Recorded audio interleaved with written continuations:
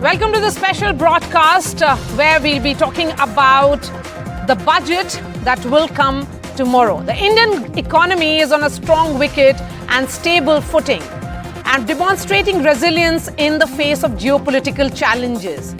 This is what the Economic Survey has said, and that survey was tabled by Finance Minister Nirmala Sitharaman today.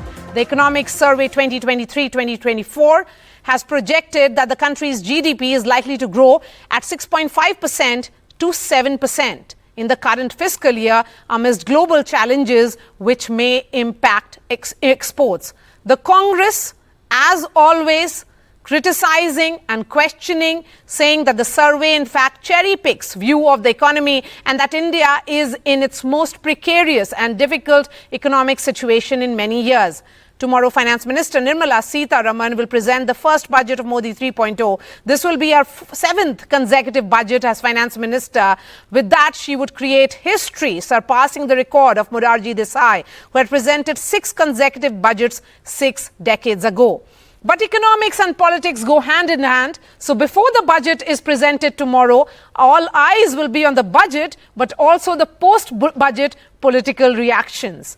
We have an all MPs panel lined up for you, but first, let's listen in to what the Chief Economic Advisor had to say. This economic survey actually picks up on those themes.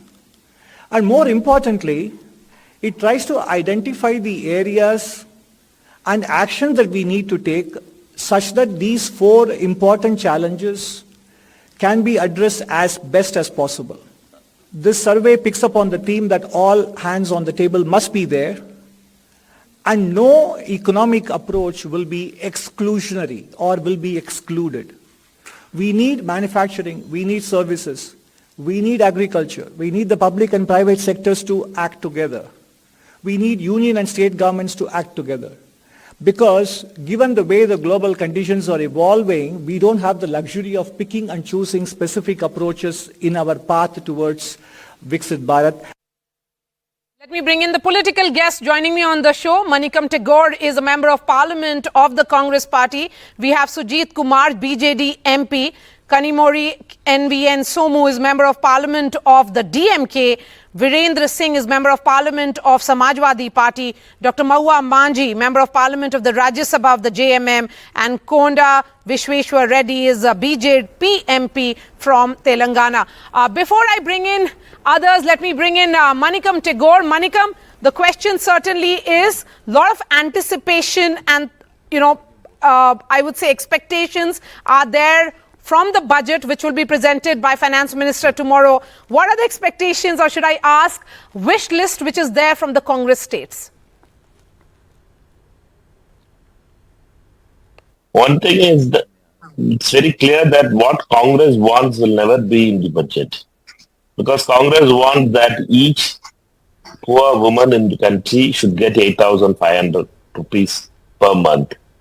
And 1 lakh rupees a year for that family.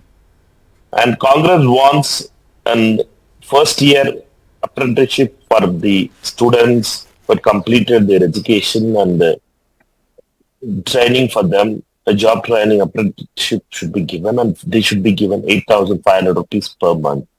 That's not going to be there in this budget. Congress wants that the MSP must be brought as a law, and for that assurance should be given in the budget. That will never be in the budget of Ms. Nirmala Sitharaman. Therefore, what Congress wants will not be in the budget, because we all know that the government cares for big corporates, and therefore they will continue to work for those rich people only. They will never care about the poor people. The Congress will continue to voice our issues, which depends upon, which is for the poor, for the middle class, for the youth of this country, for the farmers of this country, for the MSME of this country. Congress stands for them.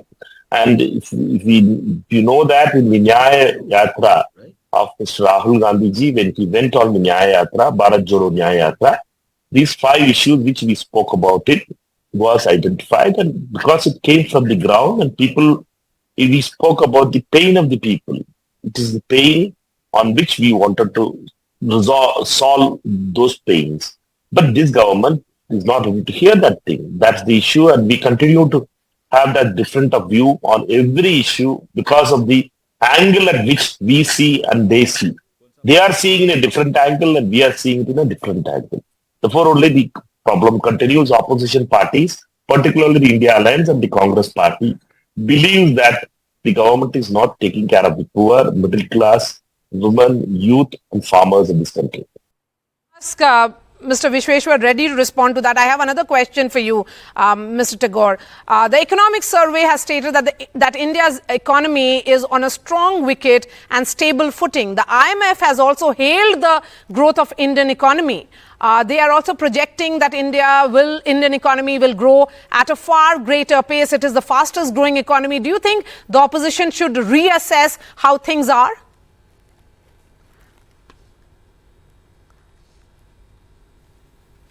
India's growth story after the liberalization is a story which we all are proud of it. But the benefits of the growth story, how it is coming to the common people and the middle class and the lower middle class and the rural India, how it is coming. That is the question now we need to address it. We can just keep on cheering that things are shining and everything is becoming great in India and everything every Indian is getting all the facilities, all the jobs, all the dreams, whichever they were at. I mean, it is not happening. This problem is the economic survey speaks about the need for more investment from China. And we need to understand that this government is just unable to understand what they are doing it. They are having a child play. They are banned TikTok from it.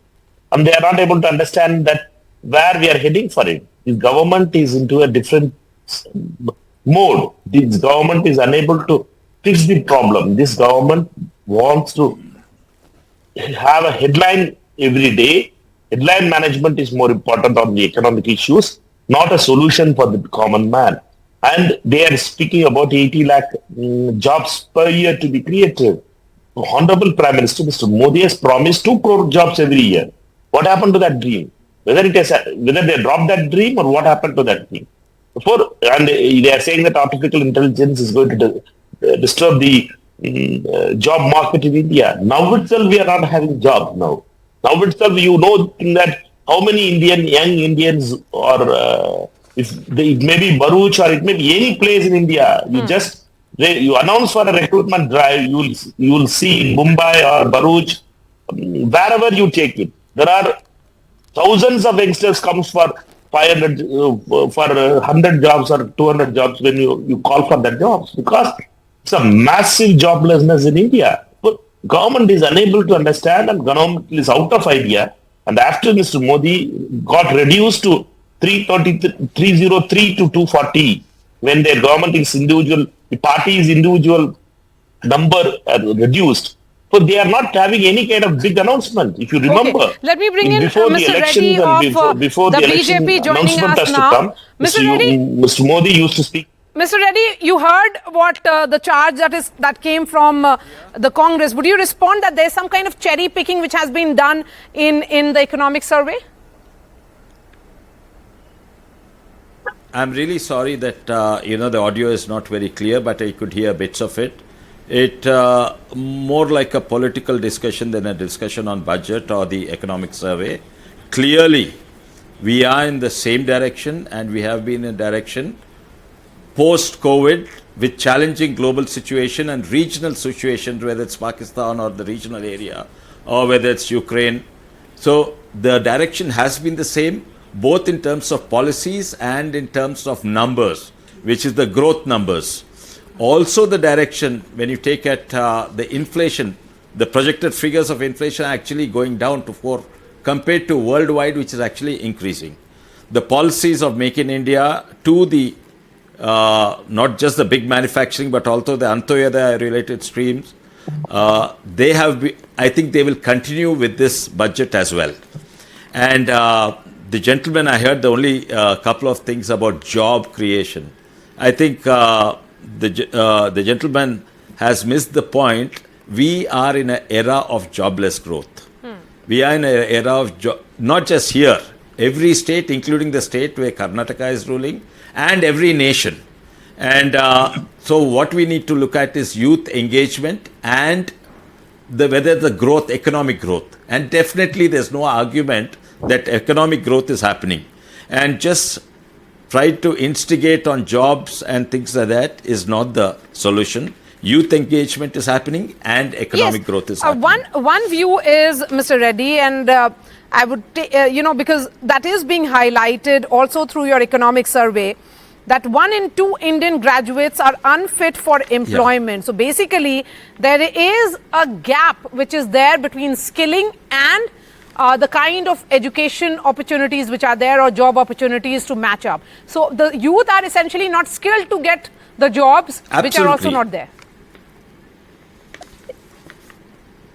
Mr. Yeah, Reddy. Absolutely. The education employment gap has been growing. Yes. In fact, the economic survey and also I'm sure tomorrow you'll hear, this has been a focus. Education transition to employment, that gap has been growing, which you have highlighted. And wait for tomorrow.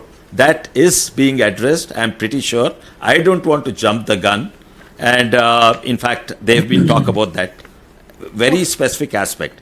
One of the things that the West has consistently filled this gap, not just recently in the past, is through apprenticeship system, which I hope and I think, and I don't know what I'm going to hear and see tomorrow, but I think this is how they're going to address this gap. And there's going to be a focus on this apprenticeship, bridging the gap between education and... Okay. So let's look at it tomorrow. Okay, fine. Continue to be with us. We have Prachi Mishra, former Chief Systemic Issues Division part. She was part of the International Monetary Fund. Prachi, how are you looking at these numbers? And I can see Anshul Avijit, National Spokesperson of the Congress as well. Thank you for joining here, Dr. Avijit. But Prachi, coming to you, you must have gone through the economic survey. What are your assessments and big takeaways? Thank you, Maria. Thank you for having me here. Couple of things, I think, looking backwards, I think the survey rightfully highlights the impressive performance of the Indian economy. And this is despite series of domestic as well as global shocks. So real GDP growth is estimated at 8.2% in FY24. And this is a third successive year of strong growth. Inflation has remained under control, and we also see some momentum in investment by non-financial corporations, which is good news. And the external sector was sustainable. So I would say, I think looking backwards, this is really a big feat indeed, especially in a post-pandemic, climate-affected and a conflict-ridden world. Let me add that two areas where the trends are not as positive, I would say, are sovereign debt and FDI. Despite steady consolidation of primary deficits by both the central government and overall by the state governments and the national monetization pipeline gaining tractions, sovereign debt has in fact risen slightly in FY24. And if we were to include some of the rising contingent liabilities, which the survey also reports, for example, guarantees provided by the CGTMSE, then the increase would be even higher. And second, net FDI inflows into India has also declined, by a stark 60%. That said, I think overall, I think the performance, as I said, has been pretty remarkable. Looking backward. Let me stop. So how will you respond to the charge that is coming in from the opposition, the Congress in particular, which says that there is some kind of cherry picking which has been done to present a picture of Indian economy which is far from reality? Yeah, I don't understand the cherry picking argument, because I think, the numbers are based on official data, and, official data is the best data we have. It's based on most, the largest scale surveys. In fact, I would say the other way around. You can cherry pick a few indicators and say that the economy is not doing well, but I think we still don't have an estimate or a sense of the economy other than that by official numbers. Let me stop here. All right, Prachi, thank you so much. We'll continue this conversation perhaps tomorrow when the budget is presented and the roadmap for Viksit Bharat will be tabled in Parliament tomorrow. Thank you so much. Let me bring in other member of Parliament who are with us. Virendra Singh ji Samajwadi Party से हमारे साथ हैं, यहाँ पर चंदौली के सांसद हैं. वीरेंद्र सिंह जी, आप क्या सुनना चाहेंगे कल बजट में? देखिए, बजट तो बन करके तैयार होगा और जहाँ तक मेरी समझ है कि वो अपने कुछ बड़े उद्योगपतियों मित्रों से सलाह लेकर के भारतीय जनता पार्टी ने बजट तैयार किया होगा. लेकिन हमारी ये इच्छा है, हमारी पार्टी की इच्छा है कि बजट ऐसा बने जिससे कि जो हमारे किसानों को उनको राहत मिले, उनके जेब में पैसा आए, उनकी थोड़ी इकोनॉमी बढ़े, नौजवानों को रोजगार मिले, कुटीर उद्योग को ज़्यादा प्राथमिकता दिया जाए जिससे ज़्यादा से ज़्यादा उद्योग जो है हो सके. आप लगातार देख रही हैं हर साल प्राइमरी एजुकेशन में जो बच्चों की उपस्थिति है वो कम होती जा रही है. समाजवादी का नारा था कि दवा पढ़ाई सस्ती होगी. इस नारे को बढ़ाने वाला यदि बजट हो तो आम नागरिक, किसान, गरीब सबके लिए राहत की बात हो. ये कागजों पर ये जो है सारी बातें करते हैं, जीडीपी दिखाते हैं, ग्रोथ रेट दिखाते हैं, लेकिन जब हम ग्राउंड रियलिटी पे जाते हैं तो ये पाते हैं कि गरीब आदमी के जेब में पैसा कितना है, उसका परचेजिंग पावर क्या है, एक गरीब आदमी की जो है कितना आमदनी है और अपने खर्चों को पूरा कर पा रहा है कि नहीं कर पा रहा है. तो हम चाहते हैं कि सरकार इस बिंदु पर देखे और जो है बड़े उद्योगपतियों की तरफ थोड़ा कम ध्यान दे. वो संतुलन बना के चले. So a fine balance is needed. और जो है कि गरीबों के की तरफ ज्यादा देखे. जी, so गरीबों के लिए तरफ ज्यादा देखे. Konda Reddy, another message that is coming in from Samajwadi Party that it should be pro people, pro poor budget. Mr. Reddy. Never ever than before, if you look at the loans to the bank or if you look at Manrega, any of this, the core, the guiding philosophy has always been Antodaya. If you see the Mudra loans, look at the amount of loans given, less than 50,000 rupees loans. They have increased almost 300 or 400%. So, the maximum at the less than 1 lakh loan, less than 50,000 loans have increased, and they are going to continue, whether it's the Mudra loans or Vishwakarma Yojana loans, or whether the NRLM, the Deen Dayal Upadhyaya Antyodaya NRLM to the state governments, whether it's the food security, and some of these are done by the previous government, only these are being improved, not just in fact, numbers. Let's have the Samajwadi Party numbers, MP on the screen, MNRG, please. Yes, go ahead, sir. Yeah. You heard what मैं ये कहना चाहता हूँ कि जी बोलिए वीरेंद्र सिंह जी. मैं ये कहना चाहता हूँ कि जो मुद्रा लोन की बात कर रहे हैं, कितने प्रतिशत लोगों को इन्होंने मुद्रा लोन दिया. आज जिस देश की आबादी 60% के लगभग नौजवान हो और उस नौजवान को 5 किलो अनाज पर निर्भर रहने के लिए सरकार जो है योजना बनाए और उसके लिए वाहवाही जो है करे, तो इससे दुर्भाग्यपूर्ण क्या हो सकता है. कितने लोगों को दिया है? हमको तो ऐसी सरकार चाहिए और सरकार की योजना चाहिए कि सरकार ये कहे कि हम ऐसा कार्यक्रम लाएंगे जिसमें देश के नौजवानों को या देश को हमारे 5 किलो अनाज पर निर्भर नहीं रहना पड़ेगा. वो स्वावलंबी होगा, वो अपने पैरों पर खड़ा होगा, तब देश आगे जाएगा. और देश की इतनी बड़ी आबादी को बैठा करके आप खाना देने की बात करते हैं और इससे हमारी देश की इकोनॉमी कैसे बढ़ेगी, ये दोनों बड़ा विरोधाभासी बातें हैं. ग्राउंड पर कुछ और है और जो है हकीकत में कुछ और है. इसको ढकने का प्रयास जो यहाँ पे कागजों के से किया जाता है वो बहुत दुर्भाग्यपूर्ण है. You know, elections in the state of Jharkhand will be held along with several others, which includes Haryana and Maharashtra. So I'm sure you are looking forward to, if not, some kind of announcement for tribal benefits. उनके लिए कुछ एक खास बात हो, कुछ announcement हो? Yes, why not? हाँ बिल्कुल, जैसे कि झारखंड के कोयले की रॉयल्टी के 1,36,000 करोड़ बकाया है केंद्र सरकार के पास काफ़ी दिनों से, और हमारे माननीय हेमंत सोरेन जी ने कई बार केंद्र को चिट्ठी भी लिखी है, हम लोगों ने सदन में भी आवाज़ उठाई, लेकिन कोयले की रॉयल्टी के पैसे पूरी तरह से नहीं दिए गए, जिससे कि स्टेट का बहुत काम हो सकता था।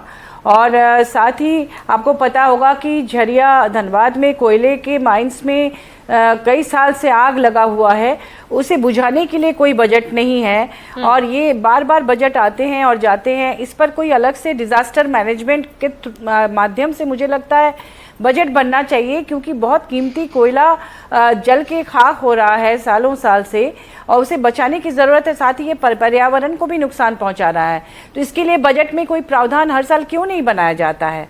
आप कोयले की रॉयल्टी के पैसे भी नहीं देंगे, आप जलते हुए कोयले को भी नहीं बचाएंगे। अभी एक नए कोलियरी में, करकट्टा कोलियरी में फिर से आग लगी है, जिस पर हमने सदन में आवाज़ उठाई थी कि इसको अविलंब बुझाया जाए, नहीं तो और ज़्यादा कोयले बर्बाद होंगे। उसे भी ठीक से नहीं बुझाया गया और वो आग फिर से फैल रही है। तो इन चीज़ों पर भी ध्यान देने की ज़रूरत है, इससे हमारे देश का नुकसान है, क्योंकि इतना सारा कोयला, कीमती कोयला जलकर बर्बाद हो रहा है, उसके ऊपर से लोग उजड़ रहे हैं।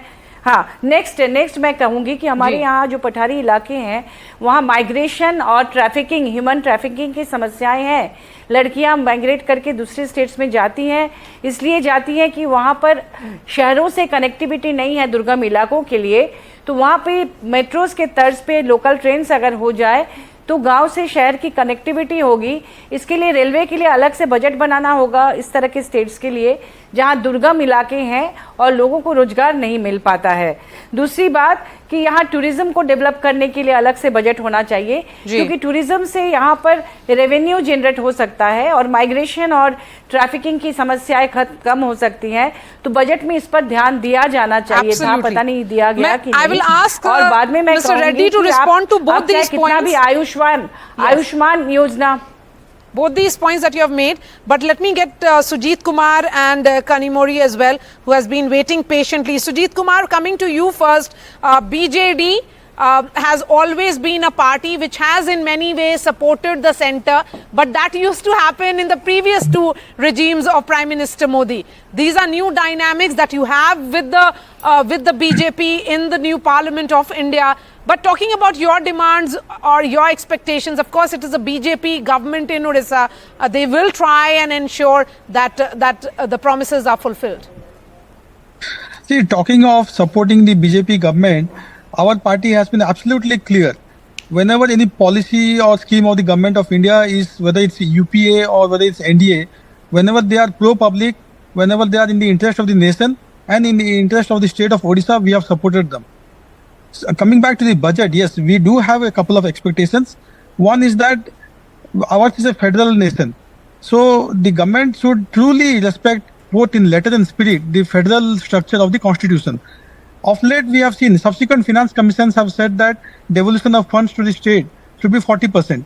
But through cess and surcharge, the government has reduced it to 32%, which is very problematic for states like us, which are dependent on central support and central finances.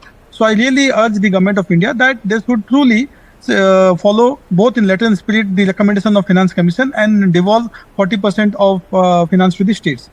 Secondly, yes, I do agree that we have been very well performing in terms of economic growth, growing at 7.58%.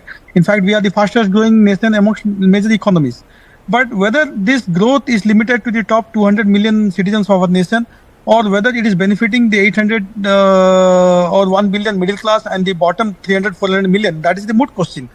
For that, we need to focus on social inclusion. We need to focus on not only the outlets but also on the outcomes. Previous speakers have spoken about jobs. Are we really supporting the MSMEs who create jobs for our nation, who create wealth for our nation?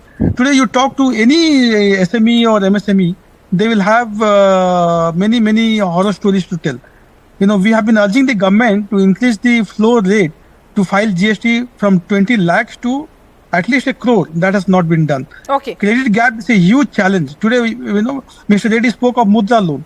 I do concede that it's a very, very well-meaning scheme, but talk to any entrepreneur, particularly a woman entrepreneur, and you will hear how difficult it is to get a Mudra loan. Okay. So I think the Honorable Finance Minister should focus on that. And finally, I commend her focus on capital expenditure during the interim budget, which was hiked by 11% from the RE of last year to 11 lakh crore. I hope that we will continue supporting capital expenditure in this budget as well, because hopefully that will have trickle-down effect, that will create more jobs, and that will lead to additional allocations. Okay, Mr. Reddy, will you respond to the point that has been made by Dr. Mahua Manji and also Sujit Kumar?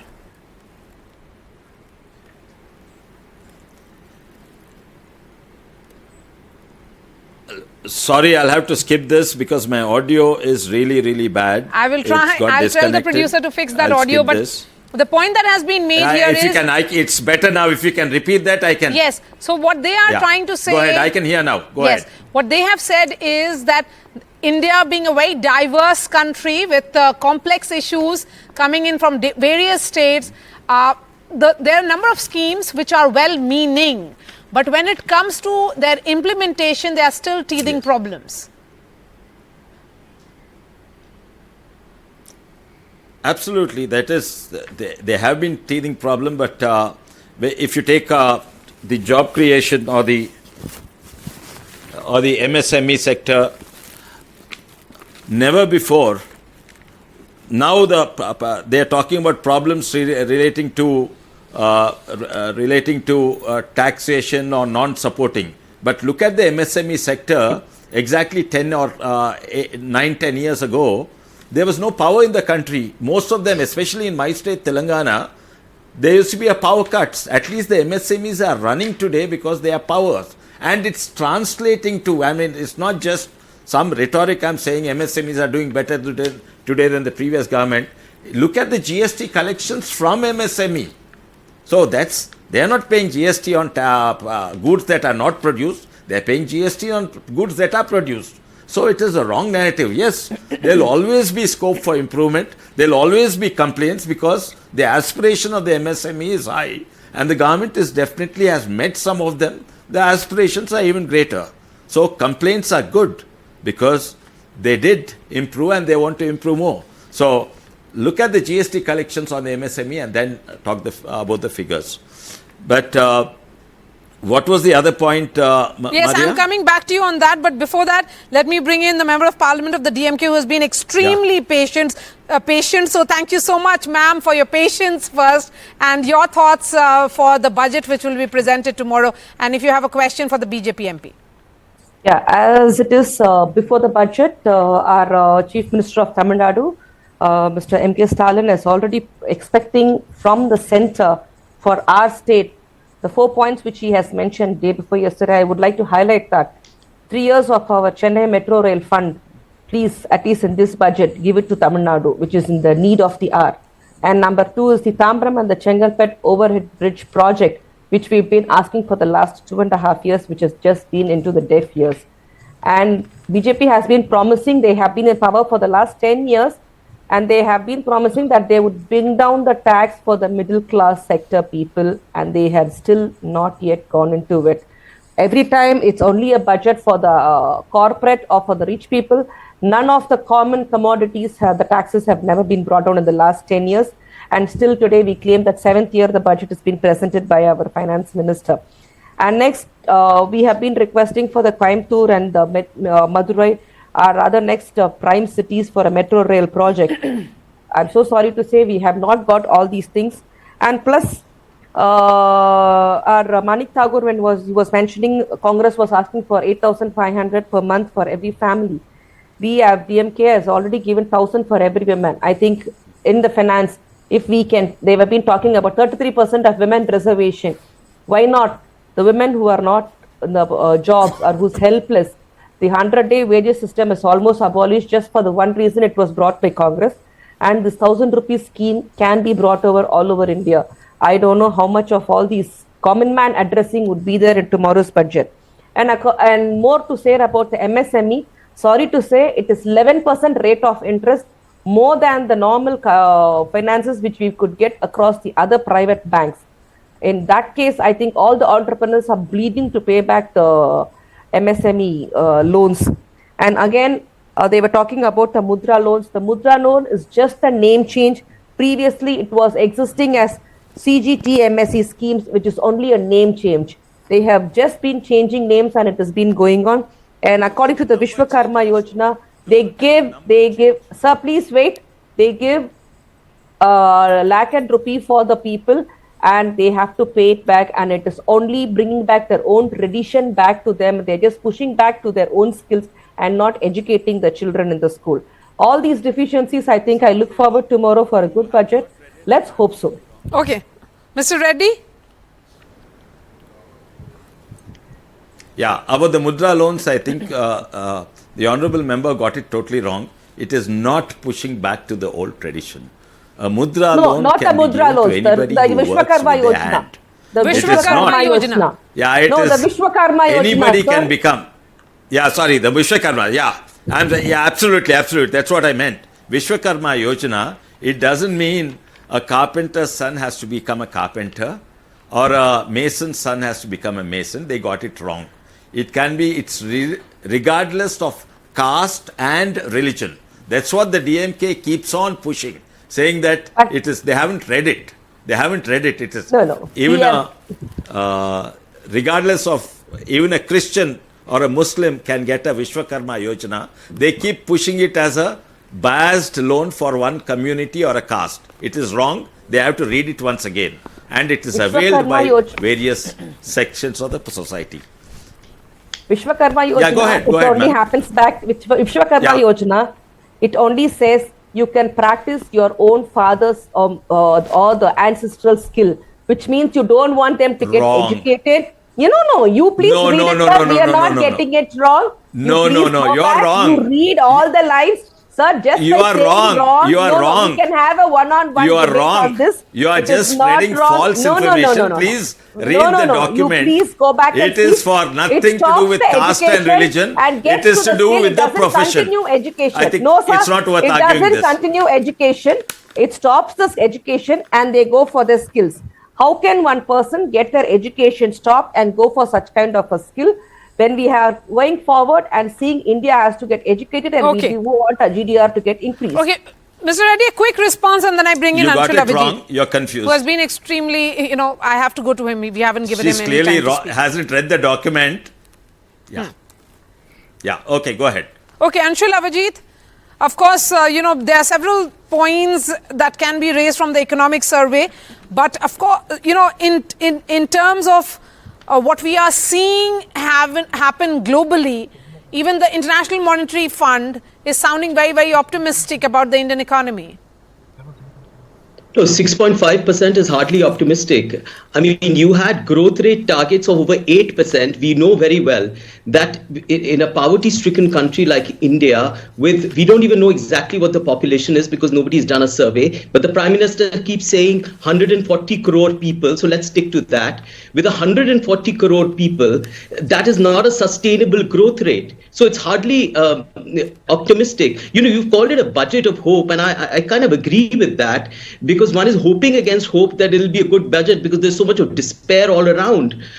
In the economic survey, and I'll stick to that for a minute, in the economic survey, actually what we call by cherry picking is the fact that high frequency indicators that suit certain formal parts of the economy have been highlighted, right? In fact, it's even admitted that the gross fixed capital formation, which is private investment, has actually gone down. That means there's no manufacturing that is happening. And that is the core of the problem of unemployment. So this talk about MSMEs, how they've been completely flattened after demonetization, about the rollout of the GST, about, the COVID pandemic. The MSMEs have been badly hit, and the MSMEs are not a monolith.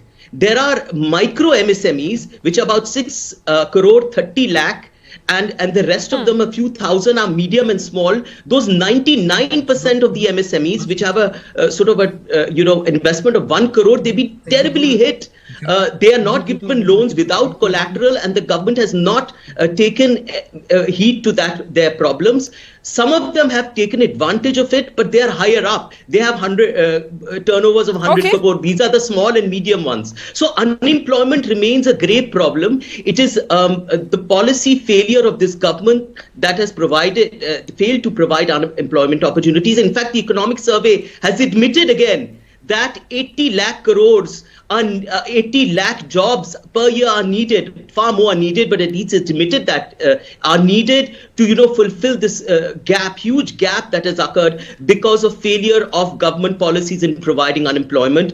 All the unemployment has been capital intensive industry, whether it's Make in India, Startup India, all kinds of things, PLI scheme, which has been an absolute disaster and failed to provide employment opportunities. And, Manikamji was absolutely right. The farmers have been shortchanged. We demand an MSP for the farmers as well in this particular budget, loan waiver and MSP according to the Swaminathan scheme. A wish list that you have, we certainly hope that the government will be able to address as much of that. I wish to ask Dr. Anshul if Mr. he can Reddy. Substantiate. I wish to ask Dr. Anshul if he can substantiate any of his allegations and charges that the industry, MSME, is not doing well with numbers. If the GST collections are growing leaps and bounds, where is it coming from? Where exactly is this GST coming from? Is it not coming from MSME? Is it coming only from one particular sector?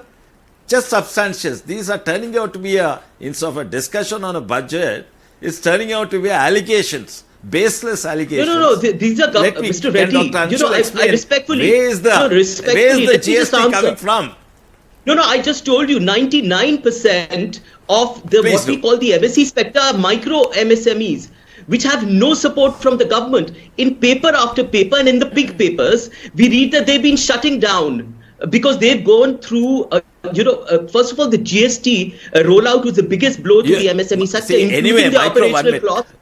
No, hang on. They're increasing the operational costs. Micro MSMEs, you mean KVIC Industries? They're called micro MSMEs. That's a part of the MSME acronym. When you say micro MSME, do you mean KVIC Industries? Look, there are a number of them which have investment. Micro, do you mean I just have time for one question for Manikam Tagore. Manikam Tagore, often the southern states claim that they are the biggest contributors to India's GDP, but when it comes to resources or revenue being sent to them, they do not get their share. Now you have multiple governments, the Congress and their alliance partners have governments in the southern state, Karnataka, Tamil Nadu, Telangana. Do you think the same, will it be about north versus south?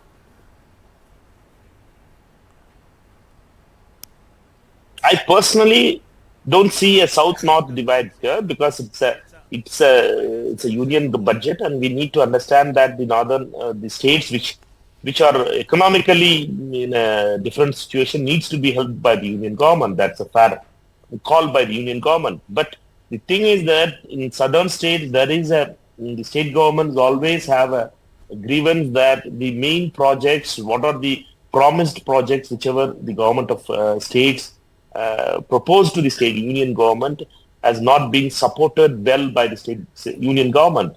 For example, Tamil Nadu, metro in Chennai, metro in Madurai, metro in Hyderabad, in Coimbatore. These are all the projects which the Tamil Nadu government want the union government to support, but there is no support from the union government. Therefore, these are all the issues. In Karnataka also the same kind of problems are there. The promised support from the union government is missing. Kerala also faces the same problem. Andhra Pradesh, the ally of the BJP, TDP, completely believe that this budget will do wonder for them. We don't know what the budget is going to have for the state of Andhra Pradesh itself, because for Andhra Pradesh development, particularly the capital development of Amravati, the central government has to support. Therefore, these are all the issues. In Telangana also the same issues on the other metro and the airport modernization issues under this. But every state has its own peculiar problem, and the union government should not discriminate. They are not ruling that state. If they are not in power in the southern states, in some states, they are having a different view, and if they are in power, they have a completely different view. That discrimination must stop, and they should see states as states, whichever party rules, and support those states which, if they are performing, if they are underperforming, or if they are in a economically different condition, they should all support support the states, because states, union support to the state government is more important. All right, Manikam Tagore, thank you so much for your time. Thanks to Mr. Reddy, Dr. Mahua Maji, Virendra Singh, Kanimori, Sujit Kumar, Dr. Anshul Avajit and Prachi Mishra. We are slipping into a short break. After that, we have a very special newsmaker, Nilkant Mishra, Chief Economist of the Axis Bank, is joining me shortly. Stay with us.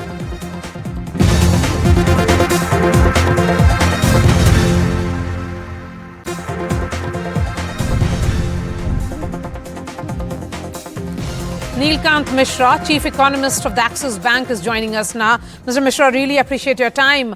We are looking at the economic survey 2023-2024, the highlights of which are here right here with me. With regards to inflation and job, there are what has been said here, the opposition is finding it not convincing. They are of the opinion that there is rising unemployment, rural distress, which has not been addressed in the most coherent manner. The government says that there is an increase in capex, which is leading to employment generation, and has said that let's look at the EPFO data. But that is not the right picture, according to opposition.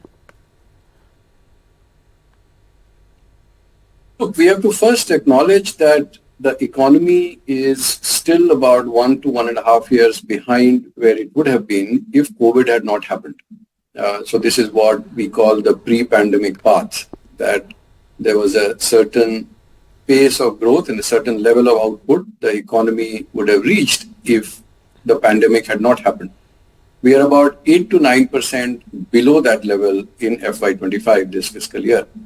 Now, most economies in the world are actually in the same stage. So the global economy is also about 1.5 years behind the pre-pandemic path, and they are slipping further away. We are actually starting to catch up because we are growing faster than what we were doing pre-pandemic. Now, in an economy where there are 1.2 crore, give or take, people joining the workforce every year, if you are behind the pre-pandemic path, then there is about 1.5 crore extra workers in the economy. So that number is actually shrinking. So I'm surprised that the comment is that unemployment is worsening. It's actually not. It is actually shrinking. But the fact is, because of the aftermath of the lockdowns imposed during the pandemic, the economy is behind, and therefore there is, I think, surplus labor in the economy, which is also bringing down the pricing power for labor. And the only way to solve for that is for making investments which have a much longer impact. Remember that the government's debt to GDP is very high at about 80%. The FRBM Review Committee had recommended 60%. We were at about 71% or so before the pandemic.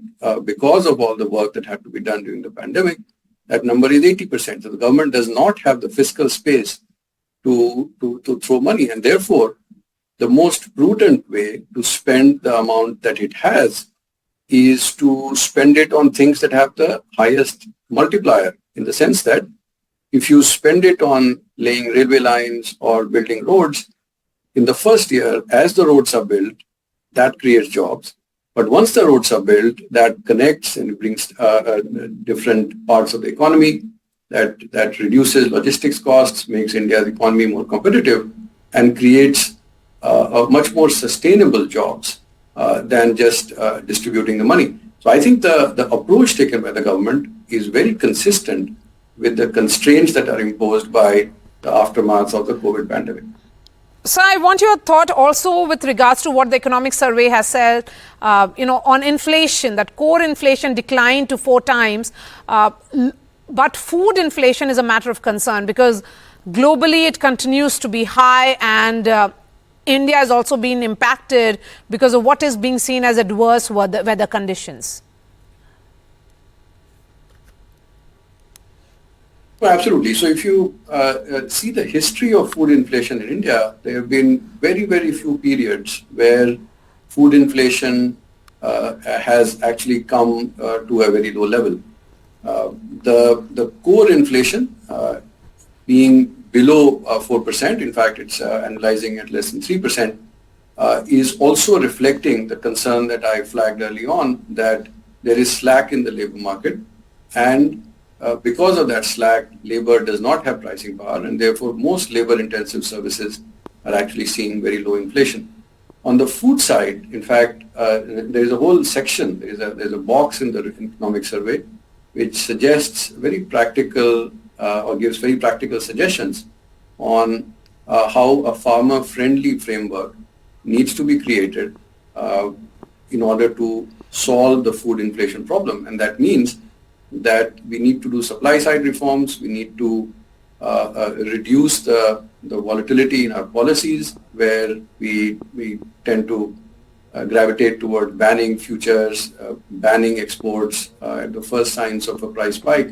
Also, we need to spend very heavily in managing the supply chain. In fact, it is mostly on the perishable side that there is a lot of volatility. So I think the suggestions made in the economic survey seem very pragmatic to me from the perspective of controlling food inflation. And I do agree that food inflation may not come down on a sustainable basis for a while. Nilkant Mishra, my last question to you. The economic survey has also highlighted what will be seen as a skilling gap, that 1 in 2 graduates perhaps are unfit for employment because of lack of skills. How can that be addressed, and why is this something that we are coming to know about it only very, very late, that they are unfit for employment only because they do not have the right set of skills? No, the problem that you highlight is, I think, correct, that I think the quality of skilling, the quality of education, there is a significant scope for improvement. But to say that the skilling gap is widening would be exaggerating things a bit. In fact, if you see the number of, or the percentage of 25-year-olds or 18 to 25-year-olds in India who are either graduates or are in college, that percentage is 4 times what it was 20 years back. So I think it would be wrong to say that the skill gap is widening. But yes, there is a very long distance to cover. In fact, the survey, I note, makes very strong recommendations about lightening the burden of compliance, lightening the burden of licensing, because that is very important, and it says very clearly that the burden falls most heavily on the MSMEs because they are small firms. They don't have the ability, and the relative cost on them of all this compliance is much higher than it is for larger firms. So bringing these compliance requirements down will be very important for making them more competitive and helping them progress. So, but on the skilling side, I think I totally agree. There's a very, very long way to go for us. We need to get many more students into college. We need to also significantly improve the quality of education. We need to improve the quality of ITIs. We need to get the markets involved in some ways to solve some of these problems. All right. Nilkant Mishra, the Chief Economist of Axis Bank, thank you so much for sharing your thoughts on the economic survey. And I'm sure you'll join us tomorrow when the budget is presented. That's all from me. The entire discussion on NDTV.com. I'll be seeing you in just a bit. Thanks so much.